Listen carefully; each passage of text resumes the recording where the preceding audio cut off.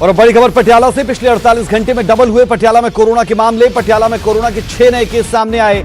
एक मर्तबा फिर राजपुरा ने मुश्किलें बढ़ाई। राजपुरा से सामने आई ये सभी 6 के 6 केस, 12 में से 6 की रिपोर्ट पॉजिटिव आई। पटियाला में अब तक कोरोना के 61 केस सामने आए हैं। 48 घंटे में पटियाला से 30 मामले सामने आ चुके हैं। तो आधे से ज्यादा मामले आप देखेंगे कि पटियाला में पिछले 48 घंटे में ही सामने आए हैं। यानी पटियाला पूरे तरीके से मुश्किलें बढ़ाता हुआ पंजाब के लिए खास तौर पर, और पटियाला का भी राजपुरा आप देख सकते हैं कि जहां पर बहुत ज्यादा तादाद में केसेस आते हुए 42 मामले कुल पटियाला में अब तक हो चुके हैं।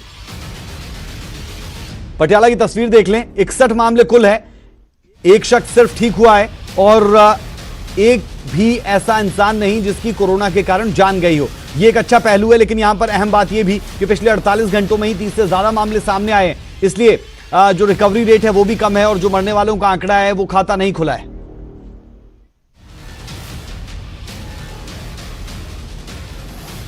से निपटने के लिए मिल रहे हैं और आपस में बातचीत कर रहे हैं, चर्चा कर रहे हैं।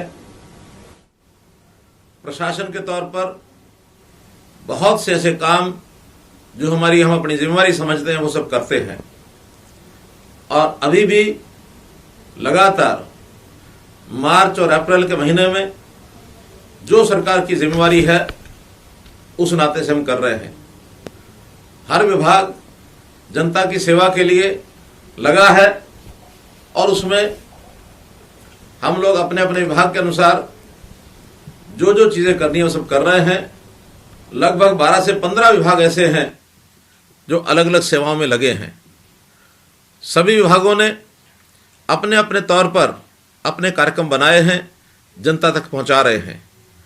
कई बार तो ऐसा लगता है कि सब विभागों की सब जानकारियां जनता को होती नहीं है, पूरा लाभ वो लोग उठा नहीं पाते हैं। कोरोना से पूर्व भी समाज की भलाई की कितनी ही स्कीमें कई डिपार्टमेंट हमारे चला रहे थे। उस समय हमने टेक्निकल सब विषयों को ध्यान में रखते हुए अपनी टेक्निक आईटी इसको आगे बढ़ाते हुए सेवाएं ऑनलाइन की। ई दिशा केंद्र खोले, सरल केंद्र बनाए गए, अंत्योदय केंद्र के माध्यम से भी जनता को सेवाएं दी गई। गांव-गांव में कॉमन सर्विस सेंटर CSCs ये बनाए गए, बड़ी संख्या में लोगों को लाभ दिया गया। उसी अनुसार अभी कोरोना के समय में भी हर व्यक्ति की, जो भी कोई दुखी है, पीड़ित है, जिसको कोई कष्ट है, उनके लिए कई कार्यक्रम हमने चलाए। अलग अलग ऑनलाइन सिस्टम से, अलग अलग ऐप के माध्यम से ये सब चीज़ें आप तक पहुंचाई गई। लेकिन हमें ध्यान में आ रहा है कि बहुत लोगों को इन सब सुविधाओं का समय पर लाभ नहीं मिल पा रहा है। हमने हेल्पलाइन भी बनाई है। लगातार हर दिन हमारे पास 5000 से 8000 तक टेलीफोन कॉल्स आती हैं, और ये तो केवल कोरोना से संबंधित के में आती हैं। अगर हम अन्य विभागों को भी साथ जोड़ लें, अर्थात फसल, किसान, मंडी, प्रोक्योरमेंट का विषय, या ऑनलाइन हेल्थ सर्विसेज, डॉक्टर से जो लोग टेली मेडिसिन के माध्यम से दवा लेना चाहते हैं, ये सब विषय यदि इनको जोड़ते हैं तो और डबल संख्या ये हो जाती है। अब इन सब चीज़ों को एक साथ एक जगह पर लाकर और एक सुविधा ऐसी दी जाए ताकि किसी को भी किसी चीज़ की आवश्यकता हो तो हम एक ही क्लिक बटन से अपने मोबाइल के माध्यम से उसको प्राप्त कर सकें। इस उद्देश्य की पूर्ति के लिए हमने एक ऐप बनाया है, जन सहायक इस नाते से इस ऐप का नाम होगा। कहीं इसका प्रचार हेल्प मी इस नाते से भी हुआ है, लेकिन जन सहायक के रूप में इस ऐप को हम कल से डाउनलोड कर सकेंगे और उसमें से जो आवश्यकता हमारी है, जो सहायता हमको चाहिए, वो हम प्राप्त कर सकेंगे। अभी हमारे जो टेक्निकल लोग हैं, हमारे जो अधिकारी हैं, वो आपके सामने इस सारे विषय को रखेंगे। हमारे औद्योगिक प्रशिक्षण और कौशल विकास के जो प्रिंसिपल सेक्रेटरी हैं श्री विजेंद्र सिंह जी, और अतिरिक्त हमारे जो additional principal secretary Shri Umashankar ji, इस विषय के बारे में आपको विस्तार से बताएंगे, इसकी उपयोगिता के बारे में आपको बताएंगे। एक बार मैं इनको अपनी ओर से हैंडओवर करता हूं कि इस विषय को जरूर जनता के सामने रखें। श्री विजेंद्र सिंह जी। ये जन सहायक नाम की मोबाइल ऐप है जो कल से एंड्रॉयड पर उपलब्ध करवा दी। इसके अंदर जैसे बाकी मोबाइल ऐप्स में आपको पहले रजिस्टर करना होता है, उसी तरह से अपना नाम, मोबाइल नंबर डाल के एक OTP आएगा, उसके बाद आप रजिस्टर हो जाएंगे। उसके बाद हिंदी या इंग्लिश, ये ऐप दोनों भाषाओं में है। आप उसमें से जो भी चूज़ करेंगे उसके हिसाब से मोबाइल ऐप आपके सम्मुख होगी। इसके अंदर बहुत सारी सुविधाएं, जो कि जैसे कि किसी को राशन की ज़रूरत है, किसी को डॉक्टर से बात करना है, कुछ बच्चों को पढ़ाई के लिए मटेरियल्स चाहिए, किसी को मूवमेंट पास चाहिए, किसी को बैंक से अपॉइंटमेंट चाहिए, किसी को फाइनेंशियल असिस्टेंस चाहिए, किसी को अपना अनाज मंडी पर ले जाना है। इस तरह की बहुत सारी इसके अंदर सुविधाएं हमने नागरिकों के लिए बना दी हैं। जैसे ही आप अपना सर्विस चुनेंगे, वैसे ही वो उचित ज़िले में उचित अफसर के पास पहुंच जाएगी।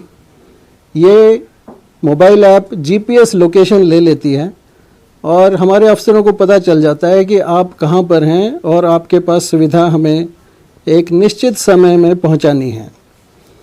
इसके अलावा इस ऐप के अंदर एक और भी सुविधा दी गई है।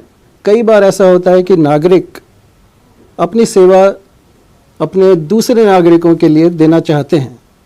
ऐसे केस में 3 तरह की सेवाएं कोई नागरिक अगर देना चाहे तो वो अपना ऑप्शन दे सकता है। एक तो वॉलंटियर, कि किसी भी तरह का वो वॉलंटियर काम करना चाहता हो स्टेट के लिए, वो यहाँ पर अपना ऑप्शन दे सकता है। दूसरा, अगर आपने किसी फैमिली के लिए राशन उपलब्ध करवाना है तो उसका भी इसके अंदर प्रावधान है।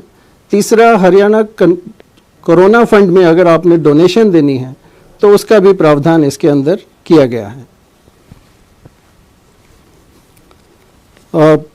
जैसे ही आपकी रिक्वेस्ट उचित ज़िले में उचित अफसर के पास पहुंच जाएगी तो आपको मैसेज आ जाएगा कि आपकी रिक्वेस्ट दर्ज हो गई है और वो कंसर्न्ड ऑफिसर जो है कार्य पर लग जाएगा। थोड़ी देर में आपके पास ये सुविधा उपलब्ध करवा दी जाएगी।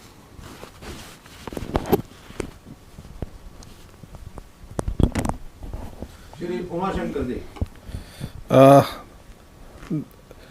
ये ऐप बनाने में एक सोच थी हमारे मुख्यमंत्री जी की और हरियाणा सरकार के तरफ से, जो इस कोरोना के समय में अलग अलग तरीके से सरकार आपके साथ, आपके तत्पर खड़ी है, उसको सब एक छत पे ले आए ताकि सारी सुविधा हम एक छत के माध्यम से आपको उपलब्ध कराएं।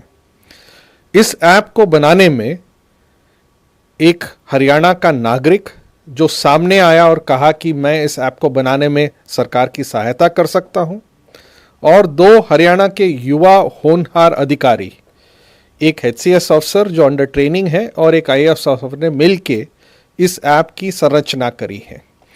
इस ऐप में अगर किसी को राशन की ज़रूरत है, कुक्ड फूड की ज़रूरत है, पका हुआ भोजन, वो अपनी चॉइस कर सकता है। सिस्टम अपने आप चेक करता है और चेक के माध्यम से जिसको राशन की ज़रूरत है और राशन उसको अन्य जगह से मिल नहीं पा रही है, उसको राशन की सुविधा, एक डिस्ट्रेस टोकन मिलेगी जिसके तहत वो राशन की दुकान में जाके मुफ्त में अनाज ले सकता है। इसी तरह अगर डॉक्टर की भी ज़रूरत है तो इस ऐप के माध्यम से टेलीमेडिसिन की सुविधा प्रयोग की जाती है।